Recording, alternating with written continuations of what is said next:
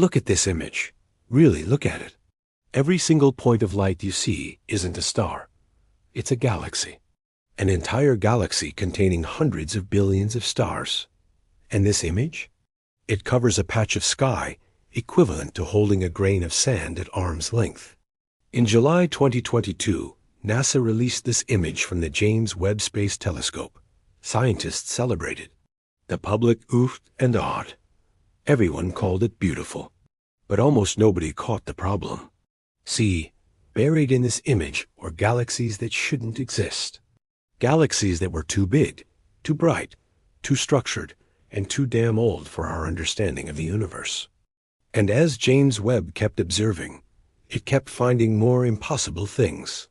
Within months, phrases like cosmological crisis started appearing in scientific papers. Astrophysicists began questioning everything we thought we knew about the universe's size, age, and structure. Because here's what James Webb really exposed. The universe is not just bigger than we thought. It's bigger than we can think. And the numbers are so absurd, so reality-breaking, that they fundamentally challenge whether we understand anything about existence at all. I'm about to take you on a journey through the most mind-breaking discoveries in modern astronomy. We're going to talk about galaxies that shouldn't exist, distances that can't be visualized, and a universe that might be infinitely larger than the already incomprehensible size we thought it was. By the end of this, you'll understand why some scientists are genuinely questioning whether the Big Bang Theory is wrong, why the universe might be a simulation, and why the James Webb Space Telescope might have just delivered the most expensive existential crisis in human history. So buckle up. We're about to confront infinity, and spoiler alert, your brain literally can't handle it. But we're going to try anyway. Let's start with the telescope itself, because understanding what James Webb found requires understanding what makes this machine so special. The James Webb Space Telescope cost $10 billion. That's billion with a B. To put that in perspective, that's more than the GDP of 64 countries. It has enough money to give every person in America $30. It is roughly the annual budget of NASA's entire space exploration program for 3 years.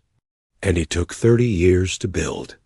3 decades of engineering, testing, delays, budget overruns, and political battles. The project was nearly canceled multiple times. Critics called it a money pit, a boondoggle, an astronomical pun intended waste of taxpayer money. Then it launched on December 25, 2021, aboard an Ariane 5 rocket. And for the next 6 months, while it traveled to its destination and calibrated its instruments, scientists collectively held their breath. Because here's the thing, James Webb couldn't be tested in space before launch. It was designed to operate at -370 degrees Fahrenheit, observing in infrared wavelengths that Earth's atmosphere blocks. The mirror had to unfold like origami after launch, a process with 344 single points of failure. If anything went wrong, there was no fix, no repair mission. It's 1.5 million miles from Earth, 4 times farther than the moon. If it broke, that was $10 billion floating in space as an expensive monument to human hubris. But it didn't break. It worked perfectly. On July 12, 2022, NASA released the first full-color images from James Webb. The media coverage was wall-to-wall. Presidents and prime ministers attended the unveiling. Social media exploded with shares and reactions. Everyone agreed these were the most stunning images of deep space ever captured. This image, the first deep field, showed thousands of galaxies in a patch of sky so small you could cover it with a grain of sand held at arm's length. Galaxies spanning billions of light years of distance, appearing as they existed billions of years ago. It was beautiful. It was humbling. It was exactly what everyone expected. And then scientists started actually analyzing the data. Because those pretty pictures, they're just one product of what James Webb does. The real science comes from spectroscopy, breaking down the light from these objects into their component wavelengths to determine what they're made of, how fast they're moving, and most importantly, how far away they are. And that's when the problems started showing up. See, astronomers measure cosmic distances using something called redshift. As the universe expands, light from distant objects gets stretched to longer, redder wavelengths. The more redshift, the farther away and older the object is. It's like the Doppler effect, but for light instead of sound. We've known about redshift for nearly a century. It's how Edwin Hubble discovered the universe was expanding in 1929. It's the foundation of modern cosmology. The math is solid. The physics is understood. Except James Webb started finding galaxies with redshifts that shouldn't be possible. In September 2022, astronomers announced they'd found a galaxy candidate, GLASSZ 13, with a redshift of 13.2. This meant it formed only 300 million years after the Big Bang. For context, the Big Bang happened 13.8 billion years ago. So this galaxy formed when the universe was only 2% of its current age. That's absurdly early. But here's the problem. This galaxy was bright. Really bright. And it was massive. It contained billions of stars, possibly hundreds of billions. And those stars had to form from gas and dust that came from earlier generations of stars. You see, the universe started with only hydrogen and helium. Every other element, carbon, oxygen, iron, everything that makes up planets and people, was forged inside stars and scattered when those stars exploded. Stars make heavy elements, die, new stars form from that enriched material, and the cycle continues. This takes time. Lots of time. The first stars, population 3 stars, were pure hydrogen and helium. They lived fast and died young, maybe 100 to 300 million years after the Big Bang.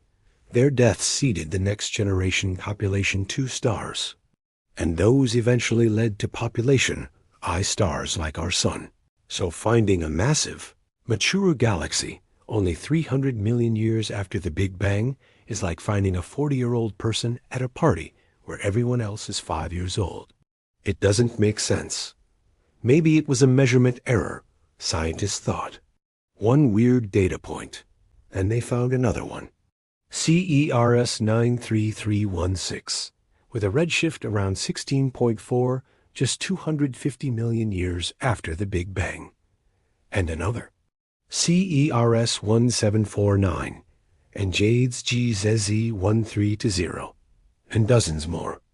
By early 2023, James Webb had found over 100 galaxy candidates that were too bright, too massive, or too structured for their apparent age. And these weren't faint, fuzzy blobs that might be measurement errors. Many were clearly defined spiral galaxies with obvious structure.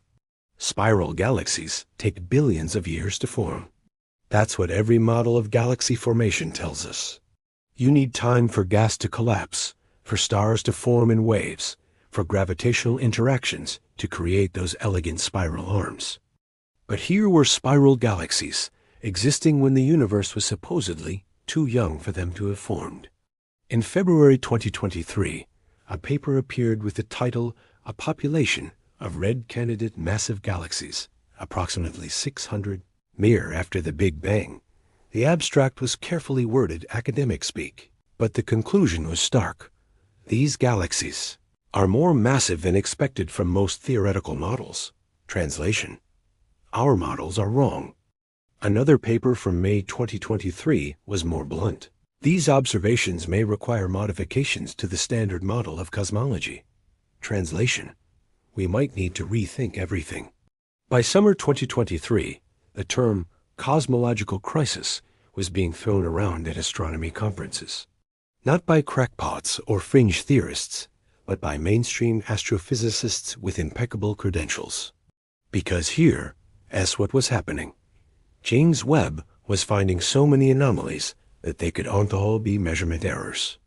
Either the telescope was systematically wrong unlikely, given how precisely it was calibrated, or our understanding of cosmic history was systematically wrong. And if our cosmic history is wrong, then our understanding of the universe's size is wrong. Because distance, time, and cosmic expansion are all interconnected in Einstein's relativity equations. Change one, and you change them all. The size of the universe we can observe. The observable universe is calculated based on the universe's age and the speed of light. If the universe is 13.8 billion years old, then light from the most distant objects has had 13.8 billion years to reach us, meaning we can see roughly 13.8 billion light years in any direction. Except it's actually 46.5 billion light years in any direction, because the universe has been expanding while that light was traveling. Space itself stretches, carrying distant objects farther away, even as their light journeys toward us. This gives us an observable universe, roughly 93 billion light years across. That's the standard number you'll find in textbooks. But what if the universe is older than 13.8 billion years? Or what if it expanded faster than we thought? Or what if early galaxies formed through completely different processes that we don't understand? Any of these possibilities would mean the universe is bigger, possibly vastly bigger than our current estimates. And James Webb's discoveries were pointing toward all three possibilities simultaneously. The telescope had been operational for less than a year, and it was already challenging the fundamental parameters of cosmology.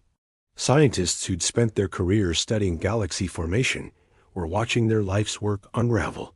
Some were excited by the prospect of revolutionary discoveries. Others were terrified that decades of research might need to be redone.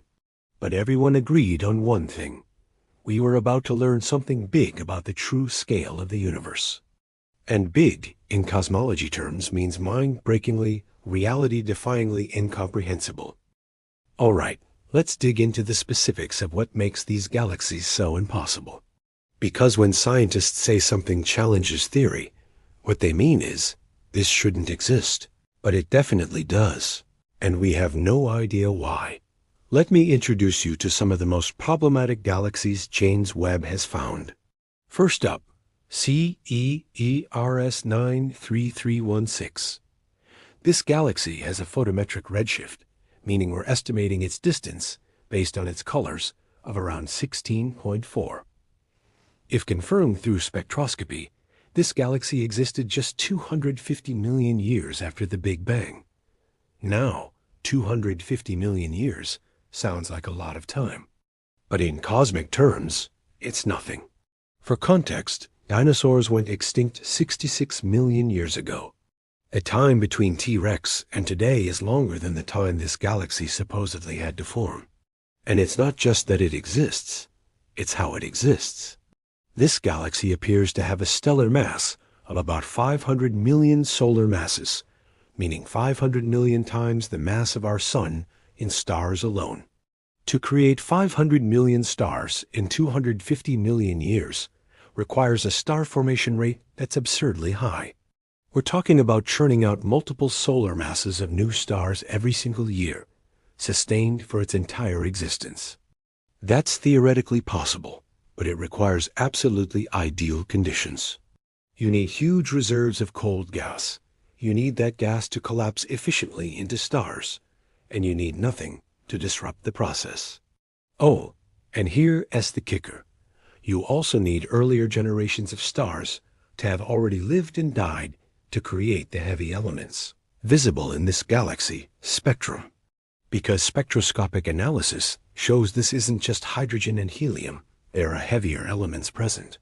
So in the first 250 million years of cosmic history, this galaxy had to form massive population 3 stars from primordial gas, have those stars live out their lifetimes and explode, use the enriched material to form a second generation of stars, somehow accumulate 500 million solar masses worth of those second generation stars. It's like expecting someone to finish elementary school, go through middle school and high school, complete a 4-year college degree, and earn a PhD, all before their 6th birthday. Or consider JWST 1320, redshift 13.2, dating to about 325 million years after the Big Bang. But this one is even weirder, because it is a compact galaxy, meaning all that mass is packed into a relatively small space.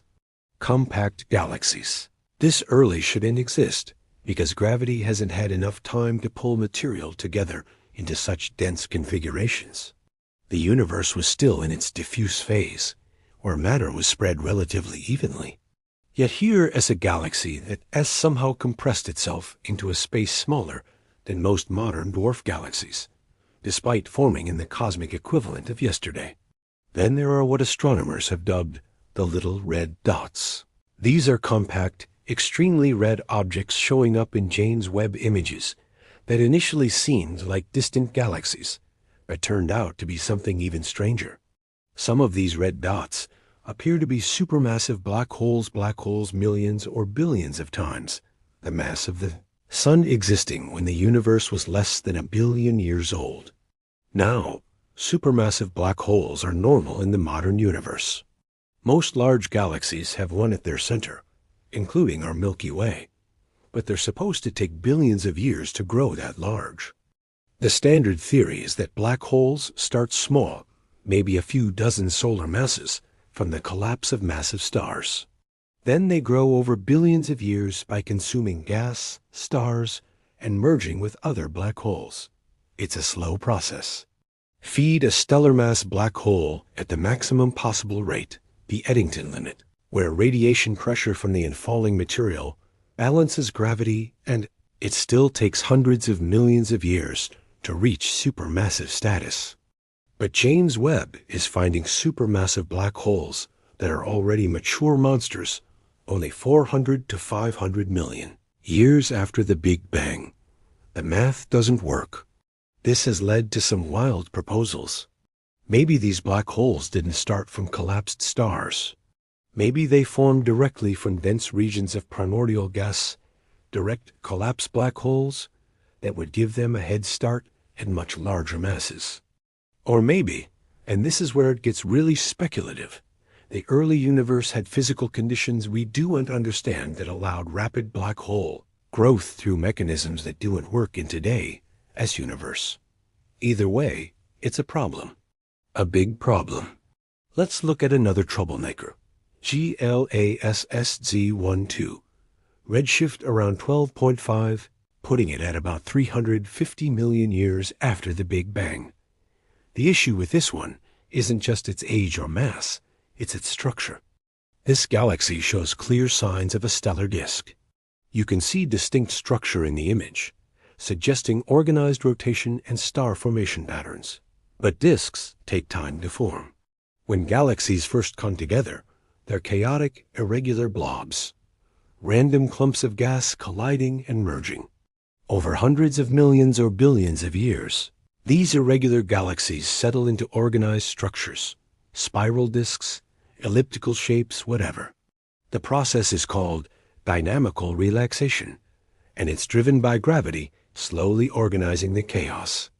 It is like how a freshly shuffled deck of cards eventually gets sorted if you keep arranging it, except the sorting mechanism is gravitational interactions over cosmic timescales.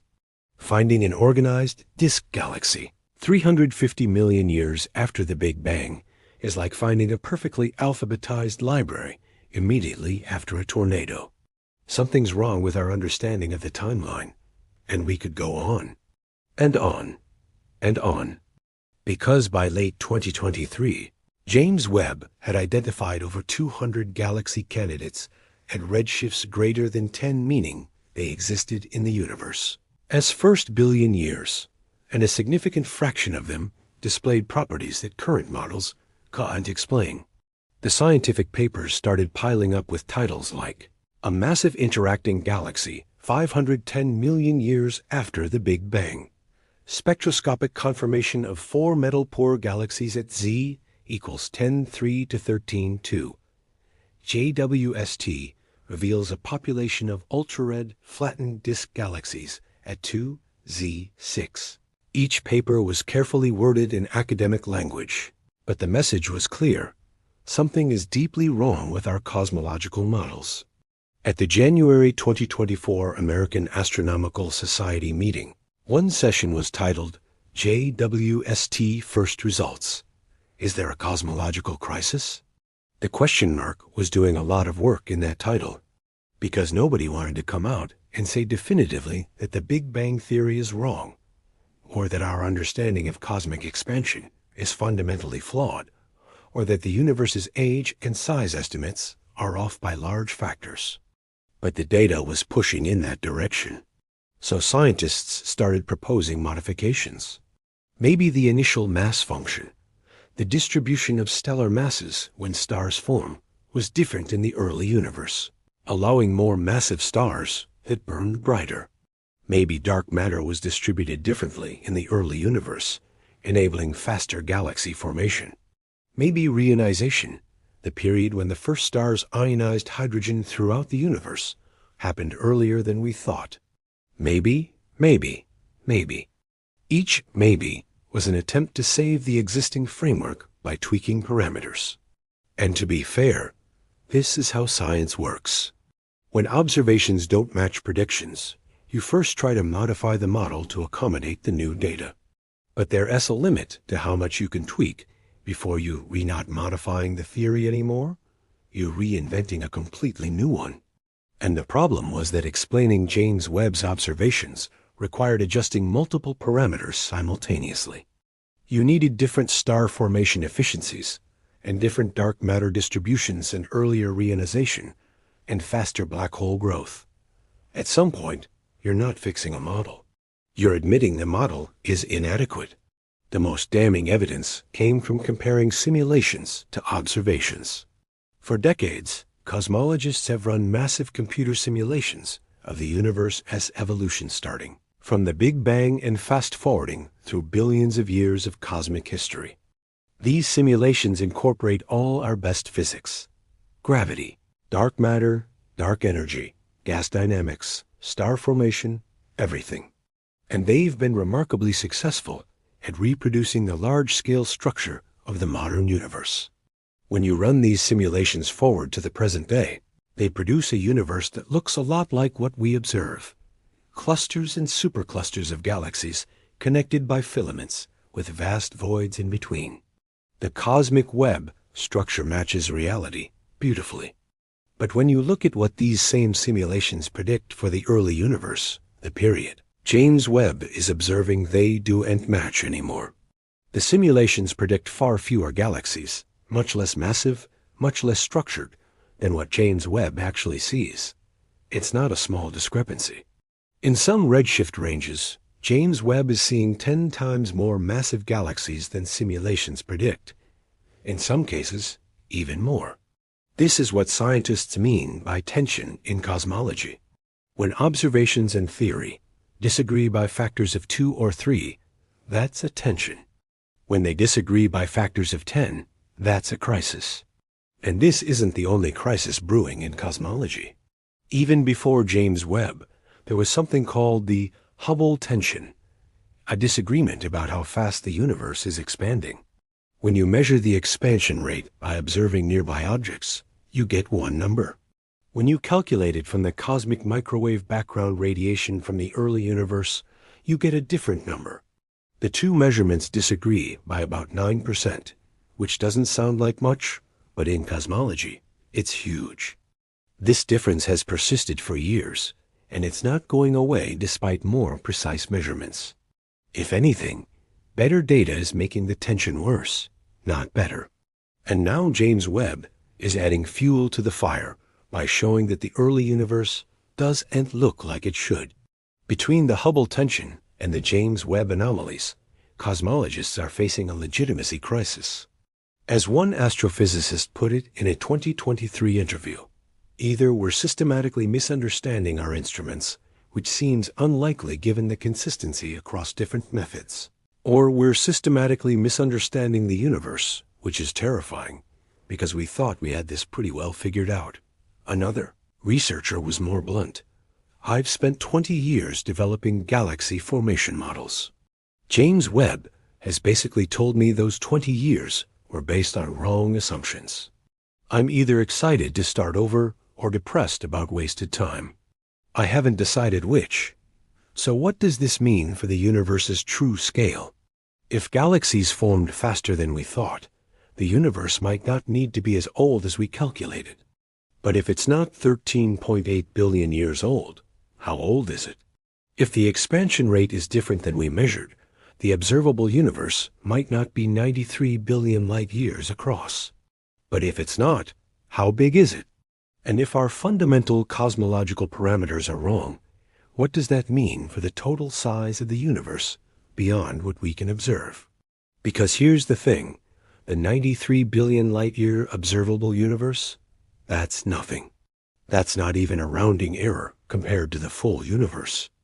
And to understand why, we need to talk about just how absurdly, incomprehensibly large the universe really is. Get ready. Your brain is about to break. Let's start small and work our way up, because the only way to grasp the scale of the universe is to build up to it step by step. And even then, you're not really going to grasp it. Your brain literally isn't equipped to process numbers this large. But we're going to try anyway. Earth to Moon, 238,900 miles. At highway speeds, say, 70 miles per hour, it would take you 142 days of continuous driving to cover that distance. 5 months in the car. Earth to Sun, 93 million miles. 1 astronomical unit, or O, light from the sun takes 8 minutes and 20 seconds to reach us. If you drove at 70 miles per hour, it would take 152 years. You'd need about 6 human lifetimes. Already, we're at scales that don't fit in human experience. Nobody has ever traveled 93 million miles. Nobody ever will, at least not in a car. Our entire solar system, from the sun out to the Oort cloud, the shell of icy objects in the outer reaches, is about 2 light years across. Light takes 2 years to cross it. To drive across the solar system at 70 miles per hour would take 19 million years. That's longer than humans have existed as a species. We'd evolve into something else before completing the trip. The nearest star to our sun is Proxima Centauri, 4.24 light years away. Light takes 4.24 years to reach it at 70 miles per hour. 44 million years. The Milky Way galaxy. Our galaxy contains somewhere between 200 and 400 billion stars. It's roughly 100,000 light years across. Light takes 100,000 years to cross it. Driving across would take 1 trillion years, 70 times longer than the universe's current age. The Milky Way is part of a structure called the Local Group, a collection of about 80 galaxies, including the Andromeda Galaxy, the Triangulum Galaxy, and various dwarf galaxies. The Local Group is about 10 million light years across. The Local Group is itself part of the Virgo supercluster, which contains about 100,000 galaxies and spans roughly 110 million light years. And the Virgo supercluster is just one of millions of superclusters in the observable universe. These superclusters are connected by filaments of galaxies in what is called the cosmic web, a foam-like structure of galaxy clusters connected by threads with vast empty voids in between. The observable universe, the region of space from which light has had time to reach us since the Big Bang, is roughly 93 billion light years in diameter. It contains approximately 2 trillion galaxies, each with hundreds of billions of stars, each potentially with planets. Let's put that in perspective. If you counted 1 galaxy per second, it would take you 63,000 years to count to 2 trillion. If you counted 1 star per second, and you were somehow counting every star in every galaxy simultaneously, it would take longer than the age of the universe to count them all. The observable universe contains roughly 1,024 stars. That's 1 followed by 24 zeros. 1 septillion stars. The number of stars in the observable universe is greater than all the grains of sand on all the beaches on Earth. Actually, let's be more precise. Earth's beaches contain roughly 7.5 times YP grains of sand. The observable universe contains about 10,000 times more stars than Earth has grains of sand. Every single beach, every desert, every sandbox, take all that sand, Multiply it by 10,000, and you're still not at the number of stars. And that's just the observable universe. Let me say that again. The 93 billion light-year sphere containing 2 trillion galaxies and 1 septillion stars is just the part of the universe we can see. It's not the full universe. It's just our observable bubble. The actual universe, the full extent of physical reality, is almost certainly much, much larger. How much larger? Nobody knows. Some estimates suggest the full universe is at least 250 times larger than the observable universe in all directions. That would make it 23 trillion light-years across, containing roughly 15 quintillion galaxies. Other estimates suggest it could be 1,023 times larger, a 1 followed by 23 zeros times bigger. At that scale, the observable universe would be to the full universe as an atom is to the Milky Way galaxy. Some models suggest the universe is infinite, actually infinite. No boundary, no edge, extending forever in all directions. If the universe is infinite, then everything that's possible happens somewhere. There are infinite copies of Earth, infinite copies of you, infinite versions of history where every possible outcome of every decision has occurred.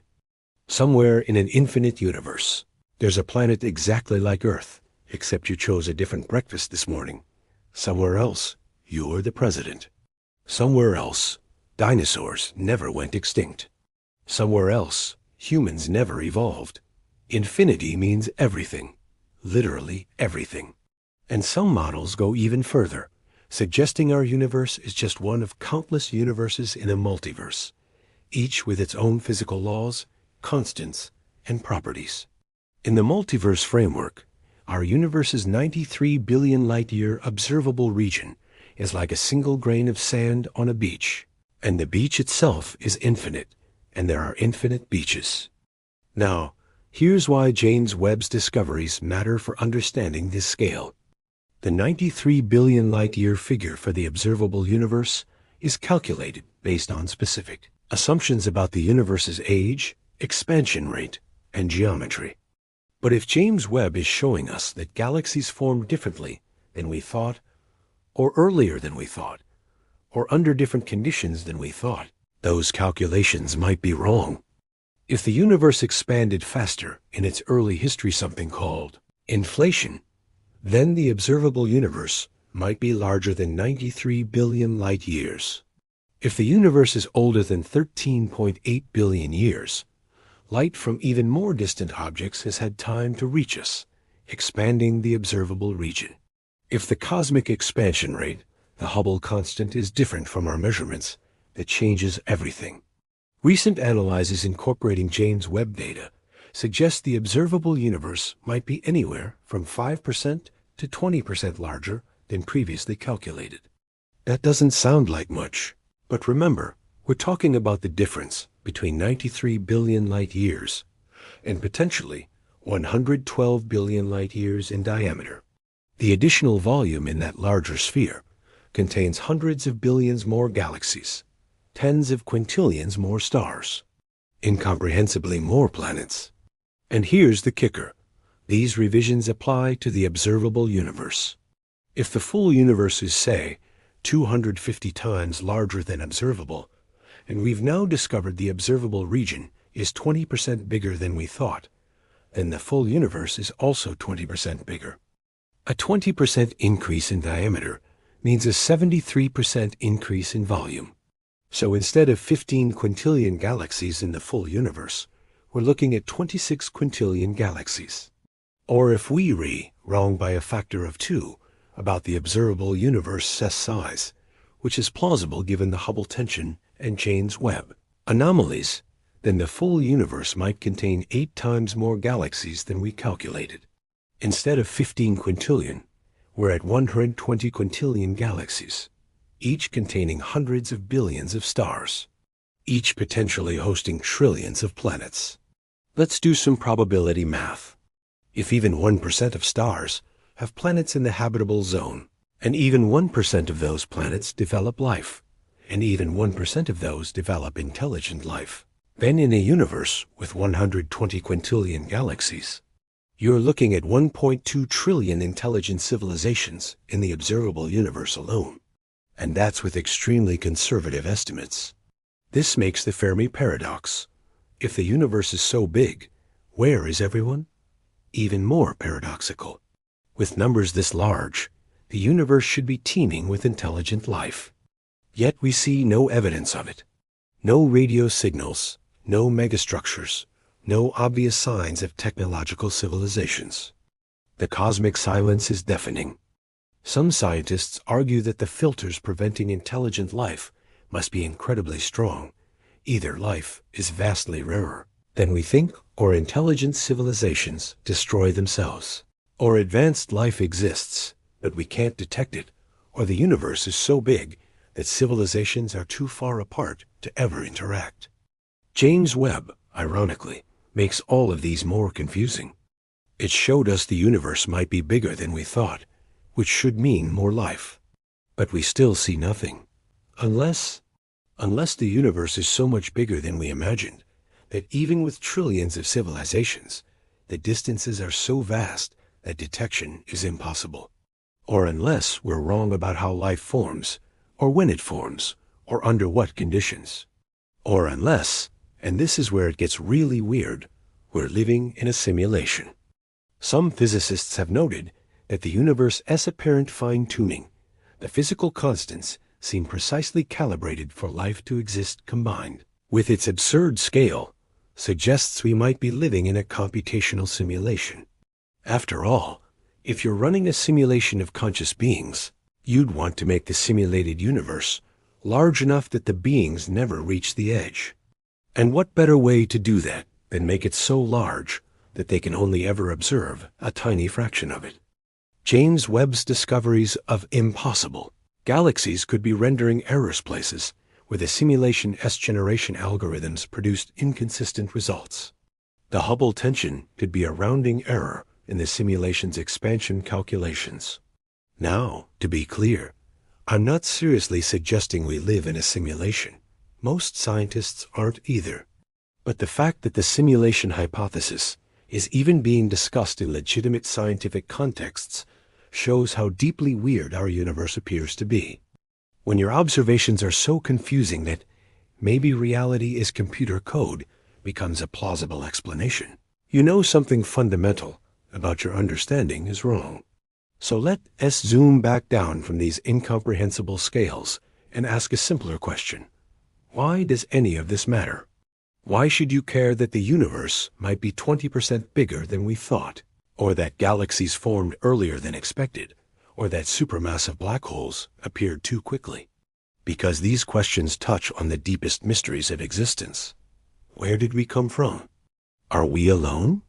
How much of reality can we ever know? James Webb isn't just revising numbers in textbooks. It's challenging our understanding of cosmic history, the nature of space and time, and our place in an inconceivably large cosmos.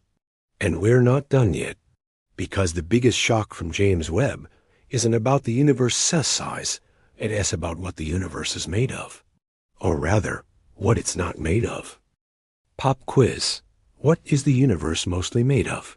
If you said stars, you're wrong.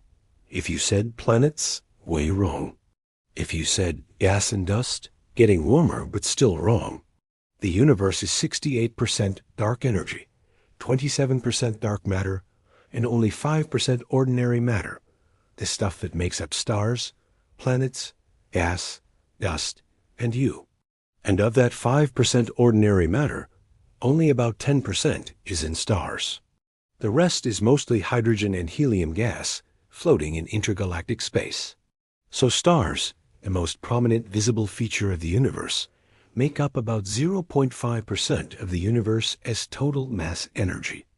Everything you can see with the naked eye, every star in the sky, every galaxy James Webb photographs, all the normal matter in the universe, it's a rounding error. It's the foam on a cosmic ocean.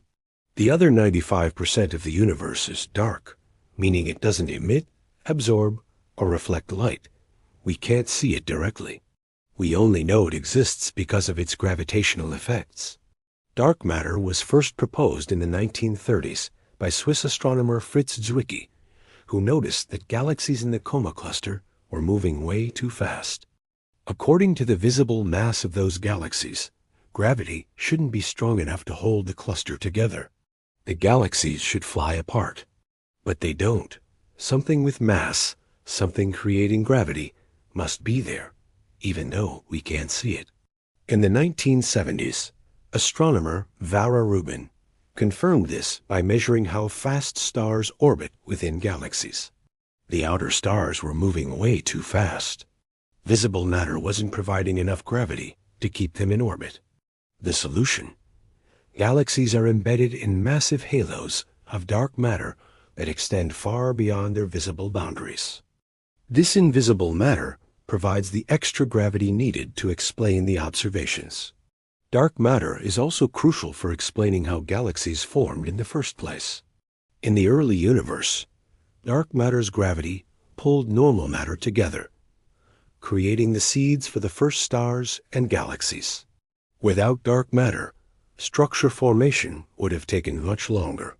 The universe would look completely different. Dark energy is even weirder.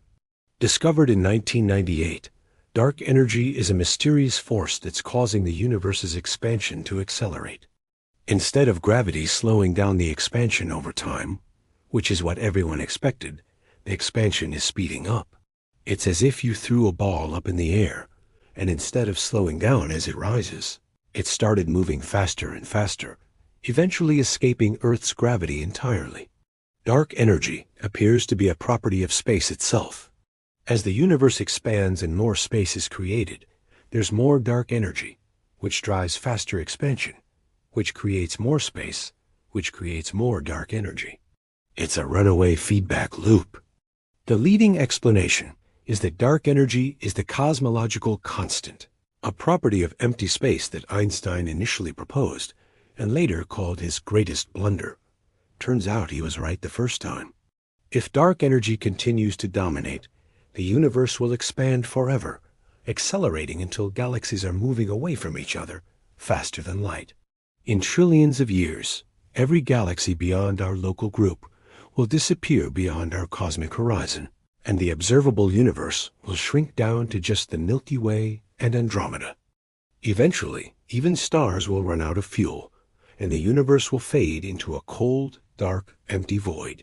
The heat death of the universe. Cheery stuff. Now, here's where James Webb comes in. The telescope can't directly observe dark matter or dark energy. Nobody can, because they don't emit light. But James Webb can observe their effects on the formation and evolution of galaxies. And what it's finding is complicated.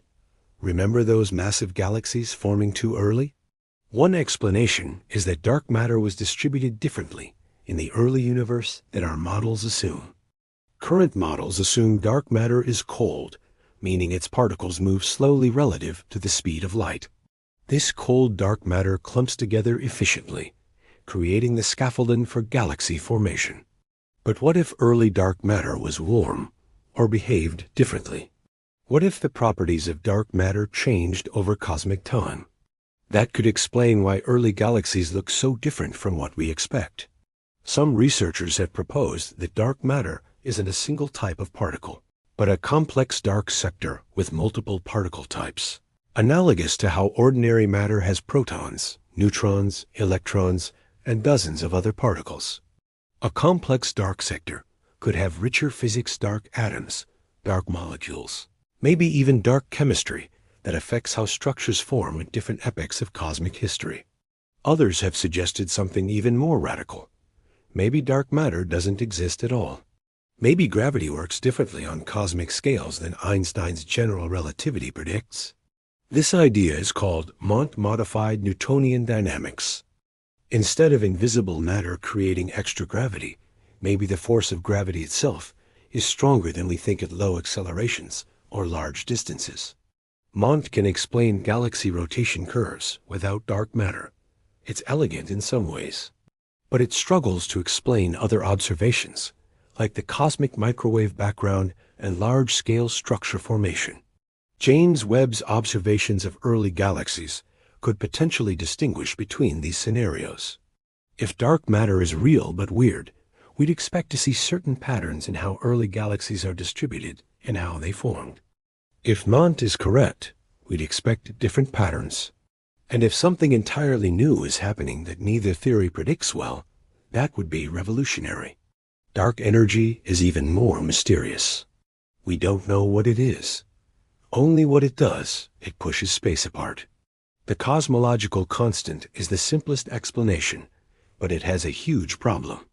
When physicists calculate how much energy empty space should have based on quantum field theory, they get a number that's 10,120 times larger than the observed dark energy density. That's one followed by 120 zeros. It's the worst prediction in the history of physics off by 120 orders of magnitude. Why is the actual dark energy density so much smaller than the calculated value? Nobody knows. And why does the dark energy density happen to be comparable to the matter density right now in cosmic history? For most of the universe's past, matter dominated. In the far future, dark energy will dominate completely. But right now, in the 21st century, we happen to live in the brief cosmic moment when matter and dark energy are roughly balanced. Is that a coincidence? Or is there something special about the current epoch? Some invoke the anthropic principle. We observe this particular moment because it's when conditions allow for intelligent observers to exist. In an era dominated by dark energy, galaxies wouldn't form, so there'd be no one to notice. But that's philosophically unsatisfying. It feels like saying, it is this way, because if it weren't, we wouldn't be here to ask. That's true, but doesn't explain anything. James Webb can potentially help by measuring the expansion history of the universe more precisely. By observing distant supernovae, galaxies, and other standard candles, astronomers can map how fast the universe was expanding at different times in its history. If dark energy is truly constant, the cosmological constant, then the expansion rate should change in a specific, predictable way over time. But if dark energy's strength varies, we'd see different patterns. Some observations hint that dark energy might not be constant. There are suggestions, not yet definitive, that dark energy was weaker in the early universe and has grown stronger over time. If confirmed, this would be huge. A varying dark energy would rule out the cosmological constant and point toward something called quintessence, a dynamic field that changes over time. Quintessence could be connected to fundamental physics in ways the cosmological constant isn't. It might help solve some of the fine-tuning problems. Or it might make them worse. We don't know yet. Meanwhile, back on Earth, scientists are running experiments to directly detect dark matter particles. Deep underground in abandoned mines, detectors wait for the incredibly rare event of a dark matter particle colliding with normal matter. So far, nothing. Decades of experiments, increasingly sensitive detectors, and no confirmed dark matter detection. This null result is starting to worry some physicists. The simplest dark matter candidates, WIMPs, or weakly interacting massive particles, should have been detected by now if they exist. But we've seen nothing. Maybe dark matter is made of something else. Axions, sterile neutrinos, primordial black holes, or something we haven't thought of yet. Or maybe, and this is the troubling possibility, maybe we're wrong about dark matter entirely. Maybe the missing mass is something else. Or maybe our understanding of gravity really is incorrect on cosmic scales. Combined with the Hubble tension, the James Webb anomalies, and other cosmological puzzles, some physicists are starting to wonder if we're on the verge of a paradigm shift in fundamental physics. It's happened before. In the early 20th century, physicists couldn't explain black-body radiation or the photoelectric effect using classical physics. These anomalies eventually led to quantum mechanics, a complete revolution in our understanding of reality. Similarly, Mercury's orbital precession couldn't be explained by Newtonian gravity. That anomaly led to Einstein's general relativity, another revolution. Are we in a similar situation now? Are the James Webb anomalies, the Hubble tension, and the failure to detect dark matter particles all hints that our current theories are incomplete? Some scientists think so. Others argue we're just missing something subtle, and tweaking existing theories will eventually explain everything. The debates at cosmology conferences have become heated. Careers are at stake. Some researchers have spent decades developing models based on current theory. If the fundamental paradigm shifts, their work could become obsolete overnight. Younger researchers, meanwhile, see opportunity. If the field is ripe for revolution, new ideas could lead to breakthroughs and Nobel Prizes. And there's money involved. Billions of dollars in funding for dark matter detection experiments, next-generation telescopes, and particle physics projects depend on the current cosmological model being roughly correct. If we pivot to entirely new theories, those investments might be wasted or might need to be redirected toward new types of experiments. For the public, the implications are more philosophical than practical. Whether dark matter is WIMPs or axions doesn't change your daily life. Whether the universe is 93 billion light-years across or 112 billion light-years across doesn't affect your commute. But it affects how we understand our place in reality. It affects what we think the universe is and how it works. It affects the grand narrative of cosmic history that we tell ourselves. And if we're wrong about something as fundamental as what the universe is mostly made of, what else might we be wrong about? That's the real crisis. Not that we found anomalies. Science is built on finding and explaining anomalies.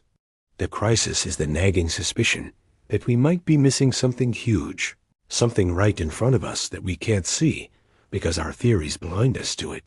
Which brings us to the ultimate question James Webb is forcing us to confront. What if the entire framework we are reusing to understand the universe is flawed? What if the Big Bang Theory, the foundation of modern cosmology, is wrong? The Big Bang Theory isn't a theory about an explosion, despite the name. It's a theory about the evolution of the universe from an extremely hot, dense state roughly 13.8 billion years ago to the cool, expanded universe we see today. Evidence for the Big Bang is strong. The cosmic microwave background radiation, the abundance of light elements like hydrogen and helium, the large-scale structure of the universe, and the observed expansion. According to the standard Big Bang model, the universe began in a state of near-infinite density and temperature. In the first fraction of a second, it underwent exponential expansion, cosmic inflation, growing from smaller than an atom to astronomical size. As it expanded, it cooled. Within the first few minutes, protons and neutrons formed and combined into the first atomic nuclei. After about 380,000 years, it cooled enough for atoms to form, making the universe transparent to light for the first time. The first stars formed around 100 to 200 million years after the Big Bang. These population 3 stars were massive, short-lived, and made purely of hydrogen and helium. When they died, they seeded the universe with heavier elements. The first galaxies formed shortly after, built from the gravitational collapse of dark matter halos filled with gas. Over billions of years, these galaxies merged and evolved into the structures we see today. That's the standard story, and it's been remarkably successful at explaining observations. Until James Webb started finding mature galaxies at redshifts of 13, 14 corresponding to less than 400 million years after the Big Bang. These galaxies aren't just present, they're large, structured, and contain multiple generations of stars. They look like galaxies that should be billions of years old, not millions of years old. This has led some researchers to ask, is there enough time in the standard Big Bang timeline for these galaxies to form? The answer, increasingly, seems to be no. So scientists are exploring alternatives. Maybe the universe underwent multiple periods of inflation. Maybe the expansion rate was different in the early universe than we calculated. Maybe there are additional energy sources or physical processes in the early universe that we don't understand. Some fringe researchers have even revived old ideas, like tired light, the notion that light loses energy as it travels through space, creating a redshift without actual cosmic expansion. This was debunked decades ago for good reasons, but desperate times lead to desperate proposals. More mainstream alternatives include modifications to the inflation theory, adjustments to the dark matter and dark energy parameters. Cyclic universe models propose that the universe undergoes infinite cycles of expansion and contraction. Each Big Bang is followed by expansion, eventual contraction, a big crunch, and then a new Big Bang. In these models, the beginning 13.8 billion years ago wasn't the absolute beginning of reality. It was just the beginning of the current cycle. This could explain why early galaxies look mature. They had more time to form across previous cycles. Eternal inflation models suggest that our universe is just one bubble in an eternally inflating multiverse. New bubble universes are constantly forming, each with potentially different physical laws and constants. In this framework, our universe's apparent fine-tuning, the precise constants that allow life to exist, is explained by selection. We exist in this particular bubble because its properties allow for observers. The vast majority of bubble universes are lifeless. And then there's the simulation hypothesis, which we touched on earlier. If we're living in a simulated reality, then the rules we discover, physical laws, constants, cosmic history, are just the code running the simulation. James Webb's anomalies could be artifacts of the simulation's generation algorithms. The universe might not be 13.8 billion years old in any meaningful sense. That could just be the timestamp in the simulation save file. These ideas range from scientifically respectable to wildly speculative. But the fact that serious scientists are entertaining them shows how profoundly James Webb has disrupted cosmology. Because here's the core issue. When your observations consistently contradict your theory, you have three options. Option 1. Question your observations. Maybe the instruments are wrong, or the data analysis has errors, or there are systematic biases we haven't accounted for. James Webb has been checked and rechecked. Independent teams using different analysis methods reach similar conclusions. The observations appear solid. Option 2. Modify your theory. Add parameters, adjust constants, introduce new mechanisms that explain the anomalies while preserving the core framework. This is what most scientists are trying to do. And there's been some success. Certain modifications can explain some of the observations. But it's getting increasingly difficult to explain everything with minor tweaks. Option 3. Replace your theory. Admit that the fundamental framework is wrong and develop a completely new understanding. This is the nuclear option. And we're not there yet, but we're closer than we've been in decades. It's reminiscent of the early 1900s, when physicists were wrestling with anomalies that classical physics couldn't explain. They tried modifying Newton's laws, adding new forces, proposing exotic matter. Eventually, Einstein showed that the problem wasn't the details, it was the fundamental conception of space and time. Relativity didn't fix Newtonian physics.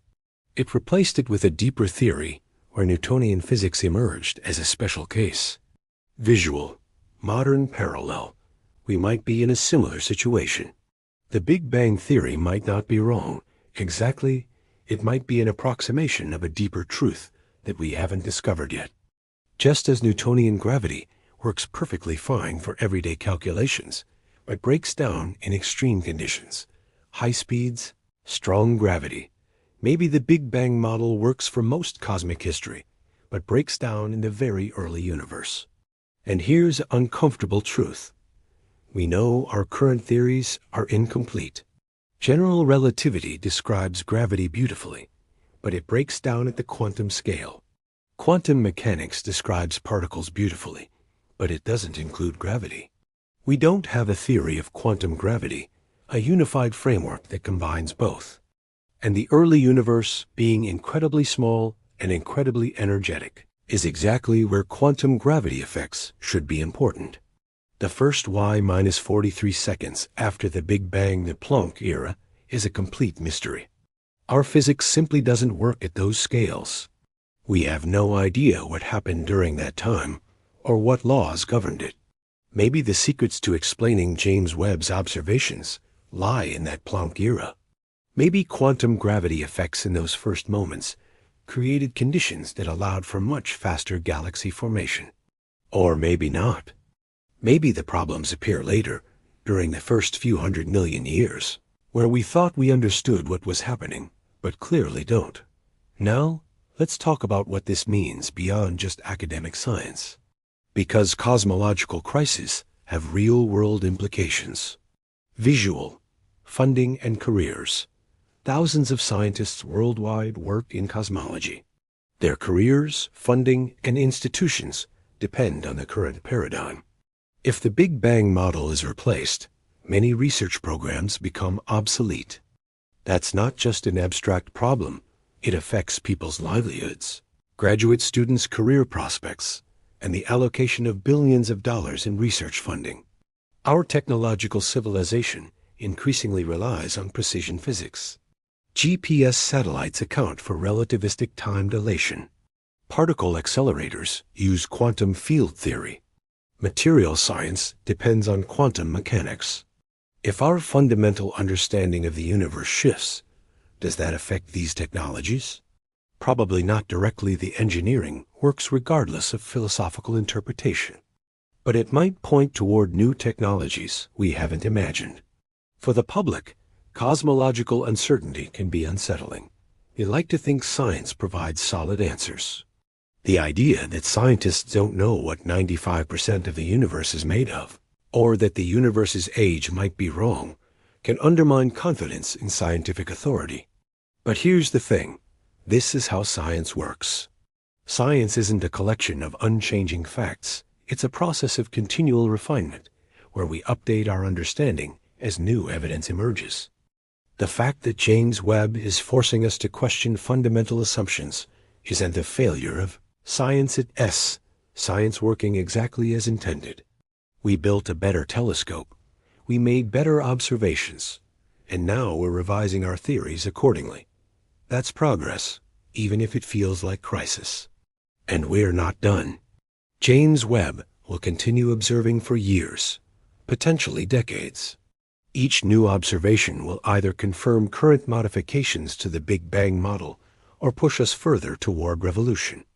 Other facilities will help too. The extremely large telescope, currently under construction in Chile, will be the world's largest optical telescope. Radio telescope arrays like the Square Kilometer Array will provide complementary data.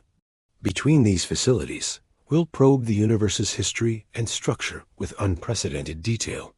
If there are cracks in the Big Bang framework, we'll find them. But let's end by zooming out from the technical details and asking the big questions. The questions that drew most of us to astronomy in the first place. How big is the universe really? Not the observable universe, not the calculated full universe, but reality in its totality? The honest answer is, we don't know. We might never know. There could be limits to what's knowable, either because information beyond a certain distance can never reach us, or because our minds are fundamentally incapable of grasping certain truths. But we can say this: the universe is almost certainly bigger than you think, bigger than you can imagine, bigger than the numbers we've thrown around in this video. And where does that leave us? Humans on a small planet orbiting an average star in an ordinary galaxy in an incomprehensibly vast universe? Some find this perspective depressing. We're insignificant cosmic accidents, temporary arrangements of atoms in an uncaring void. But here is another way to look at it. We read the universe as a way of knowing itself. Think about what we've accomplished. We're biological organisms that evolved on one planet, and yet we've built instruments capable of observing the universe's first galaxies. We've developed mathematics sophisticated enough to describe reality at scales from quarks to superclusters. We've taken the raw materials of one small world and use them to reach outward, not physically, not yet, but intellectually. We've constructed models of cosmic history spanning 13.8 billion years. We've calculated the universe's size to within a few percent. The James Webb Space Telescope itself is a miracle of engineering. It has a machine built by one species on one planet that can observe objects 13 billion light years away with stunning clarity. That's not insignificant. That's incredible. And the fact that we're now discovering our models are wrong? That's not a failure. It's the next step in humanity's long journey of understanding. We started as primitive humans staring at lights in the sky, telling stories about gods and heroes. We eventually realized those lights were stars, and the stars were distant suns, and the suns were part of galaxies, and the galaxies were part of an expanding universe. Each step revealed a larger cosmos than we previously imagined. Each step was humbling, and each step expanded our sense of what's possible. James Webb is doing the same thing. It's showing us that the universe is stranger and larger than our current theories allow. And that means we get to discover something new. What will cosmology look like in 50 years? In 100 years? Will we have a unified theory of quantum gravity? Will we have directly detected dark matter? Will we have proven or disproven the multiverse? Maybe, maybe not, but we'll understand more than we do today. And the instruments we build in the future will reveal things that will make James Webb as discoveries look quaint. There's a question that every cosmologist eventually confronts. Why does the universe exist at all? Why is there something rather than nothing? Why does physical law exist? Why this particular set of laws and constants? Science can't answer. Why in the ultimate sense? We can describe how the universe works, how it evolved, what it's made of. But the fundamental question of why any of it exists, that's beyond the scope of physics. Some people find answers in religion or philosophy. Others are content with mystery. And some argue the question is meaningless. The universe simply is. And asking why is like asking what's north of the North Pole. But here is what we can say. You exist in a universe that is at least 93 billion light years across, possibly infinite, containing trillions of galaxies and septillions of stars. You're made of atoms forged in the hearts of stars that died billions of years ago. You re a conscious arrangement of matter that can look back through cosmic time and see the universe as history. You rereading this because a species of primate is on one planet developed technology advanced enough to build a $10 billion telescope that could observe the very first galaxies. That's your context. That's the arena in which your life unfolds. You're not separate from the cosmos. You're a part of it. A small part, but a part nonetheless.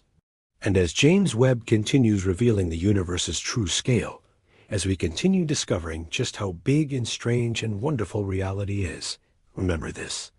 The universe's size doesn't diminish you. It elevates you. Because you're the part of the universe that's aware of the rest. You're how the universe experiences itself. James Webb didn't just expose the true scale of the universe.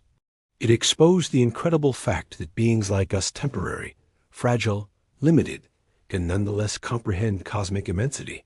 We can look at an image containing thousands of galaxies and understand what we're seeing. We can calculate distances in billions of light years. We can theorize about infinity. The universe is bigger than we thought. It always will be. Each generation discovers it's larger than the previous generation imagined. And that's beautiful. That's not a crisis. That's an invitation. The universe is waiting. It's vast beyond comprehension, strange beyond imagination, and full of mysteries we're only beginning to glimpse. And we're here, looking up, trying to understand. That's pretty damn remarkable, if you ask me.